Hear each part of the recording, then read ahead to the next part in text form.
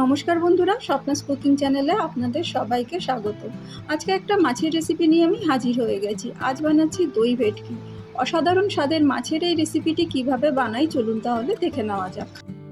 একটা ভেটকি মাছকে পরিষ্কার করে কেটে ধুয়ে নুন আর হলুদ দিয়ে মাখিয়ে রেখেছি।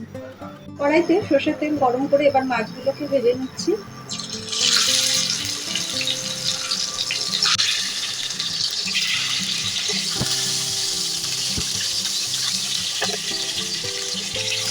মাছটা ভাজা হয়ে গেছে, এবার তুলে নিচ্ছি। দই ভেটকিটা করার জন্য নিচে এখানে মিডিয়াম সাইজের 3টে পেঁয়াজটাকে কুচিয়ে রাখা আছে। নিচে 6টা কাঁচা লঙ্কা, 1 ইঞ্চি মতো আদা কুচি, এখানে প্রায় 12-14টার মতো ছোট ছোট সাইজ বলে রসুন কোয়া নিয়েছি। আর এগুলো সম্পূর্ণ আমি মিক্সিতে পেস্ট করে নিচ্ছি। মাছটা ভেজে তুলে নেওয়ার পরে যেই তেলটা রয়ে গেছে সেই তেলের মধ্যেই আমি দিয়ে দিচ্ছি এখানে এলাচ আছে 5টা, আর এখানে 4খানা লবঙ্গ আছে। এবার দিয়ে দিচ্ছি এর মধ্যে আদা, পেঁয়াজ, রসুন আর কাঁচা লঙ্কার পেস্টটা।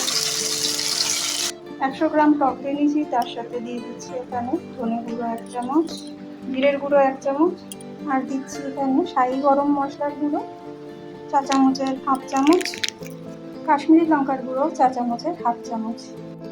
এর একটা পেস্ট তৈরি করে নিচ্ছি। আর আমি এখানে রুম টেম্পারেচারে রাখা টক দই কিন্তু ইউজ করেছি। ফ্রিজের থেকে বার করে নিয়ে ডাইরেক্ট রান্নাতে টক দই ইউজ করবেন না, তাতে কিন্তু যেই রান্নাটা করছেন সেটা কিন্তু অনেকটা সেই দইটা দেওয়ার পরে দেখবেন ছানা কাটা মতো তৈরি হয়ে যায়।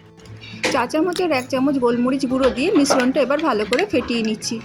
কয়েকটা কাজু বাদাম নিয়েছি, এটা জলে ভিজিয়ে রেখেছি গরম জলেতে, তাহলে তাড়াতাড়ি পেস্ট হয়ে যাবে। তো এই কাজু বাদামটাকেও পেস্ট করে নিচ্ছি। পেঁয়াজ আদা রসুনের পেস্টটা ভালো মতো কষে যাওয়ার পরে কিন্তু যখন তেলটা ছেড়ে দেবে তখন কিন্তু দিয়ে দেবো দই আর মশলার মিশ্রণটা। এরপরে গ্যাসের ফ্লেমটা লো করে আরও মিনিট 2 পর্যন্ত একদম লো ফ্লেম করে এটাকে কষিয়ে নিচ্ছি। এরপরে দিয়ে দিয়েছি কাজু বাদামের পেস্ট।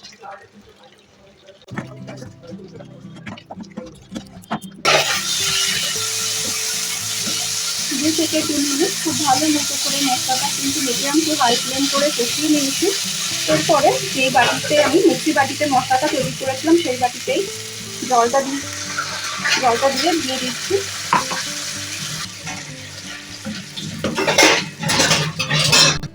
জলটা দিয়ে দেওয়ার পরে দিয়ে দিচ্ছি পরিমাণ মতো নুন, আর দিচ্ছি চা চামচের 1 চামচ চিনি। তবে এই চিনিটা দেওয়ার জন্য কোনো রকম মিষ্টি হবে না, স্বাদের একটা ব্যালেন্স হবে যেহেতু টক দই দেওয়া আছে। মিনিটখানি ফুটিয়ে নিচ্ছি গ্যাসের ফ্লেমটা হাই করে।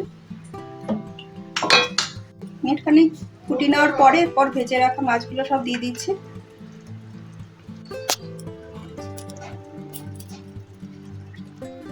মাছটা দিয়ে দেওয়ার পরে গ্যাসের ফ্লেমটা মিডিয়াম টু হাই করে দিয়ে আরও মিনিট 3 পর্যন্ত ভালো করে ফুটিয়ে নিলাম। ব্যাস তৈরি এখানে দই ভেটকি। দেখলেন তো কত সহজে দই ভেটকির এই রেসিপিটি করে নেওয়া যায়। মাছের এই রেসিপিটি কিন্তু যে কোনো ধরনের রাইসের সাথে খেতেই বেশ ভালো লাগে। আপনারাও আমার মতো করে একবার ট্রাই করে দেখতে পারেন। যদি ভালো লেগে থাকে অবশ্যই একটা লাইক, কমেন্ট আর শেয়ার করবেন। আর নতুন নতুন ভিডিও পেতে আমার চ্যানেলটা সাবস্ক্রাইব করার অনুরোধ রইল। সবাই খুব ভালো থাকবেন, সুস্থ থাকবেন। আবার দেখা হচ্ছে অন্য কোনো দিন অন্য কোনো ভিডিওতে।